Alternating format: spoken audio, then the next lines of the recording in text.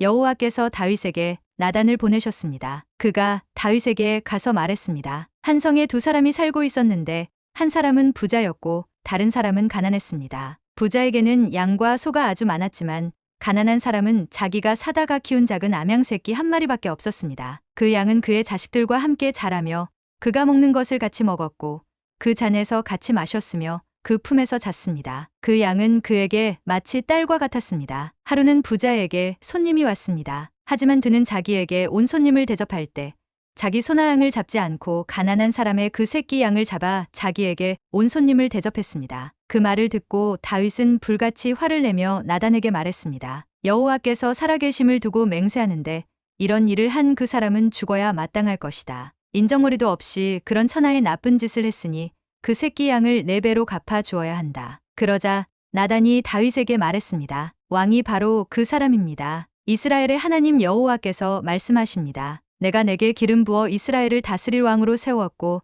너를 사울의 손에서 구해 주었다. 내가 내 주인의 집을 내게 주었고 내 주인의 아내들도 내 팔에 안겨 주었다. 이스라엘과 유다의 집도 내게 주었다. 그리고 이 모든 것이 모자랐다면 내가 더 많이 주었을 것이다. 그런데 내가 어떻게 여호와의 말씀을 무시하고 여호와 보시기에 악한 짓을 했느냐. 내가 햇사람 우리아를 칼로 쓰러뜨리고 그 아내를 내 것으로 만들지 않았느냐. 너는 그를 암몬 사람의 칼에 맞아서 죽게 했다. 그러니 그 칼이 내 집에서 결코 떠나지 않을 것이다. 이는 내가 나를 업신여기고 햇사람 우리아의 아내를 내 것으로 만들었기 때문이다. 여호와께서 말씀하십니다. 내가 내 집에서 너를 대적하는 악을 일으키겠다. 내가 바로 내 눈앞에서 내 아내들을 데려다가 내 이웃에게 줄 것이니 그가 밝은 대낮에 내 아내들을 욕보일 것이다. 너는 아무도 모르게 그 짓을 했지만 나는 대낮에 온 이스라엘이 보는 앞에서 그렇게 할 것이다. 그러자 다윗이 나단에게 말했습니다. 내가 여호와께 죄를 지었습니다. 나단이 대답했습니다.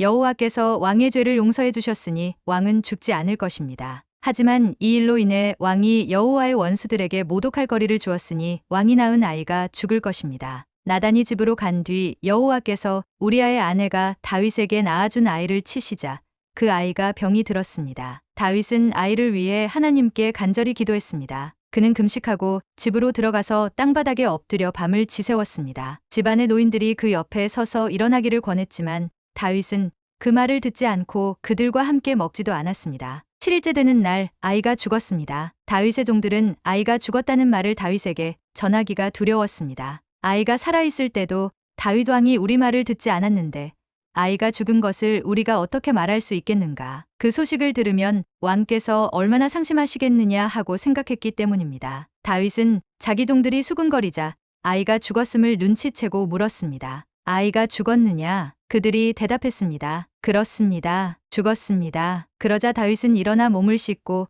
기름을 바르고 옷을 갈아입은 후 여호와의 집으로 들어가 경배를 드렸습니다. 그리고 자기 집으로 돌아와 음식을 가져오라고 해서는 먹기 시작했습니다. 그의 종들이 다윗에게 물었습니다. 이게 어찌 된 일이십니까? 아이가 살아있을 때는 금식하고 우시더니 지금 아이가 죽었는데 일어나 잡수시다니요. 다윗이 대답했습니다. 아이가 아직 살아있을 때 내가 금식하고 온 것은 혹시 여호와께서 내게 은혜를 베푸셔서 아이를 살려주실지도 모른다는 생각 때문이었다. 하지만 이제 그 아이가 죽었으니 왜 금식하겠느냐? 내가 그 아이를 되돌릴 수 있겠느냐? 나는 그 아이에게로 갈 테지만 그 아이는 내게 돌아오지 못한다. 그러고 나서 다윗은 자기 아내 밧세바를 위로하고 들어가서 그와 동침했습니다. 그리하여 밧세바는 아들을 낳았고 다윗은 아이의 이름을 솔로몬이라고 지었습니다. 여호와께서는 그 아이를 사랑하셨습니다. 여호와께서 그 아이를 사랑하셨기에 나단 예언자를 통해 그 아이의 이름을 여디디아라고 지어주셨습니다. 한편 요압은 암몬 자손의 라빠와 싸워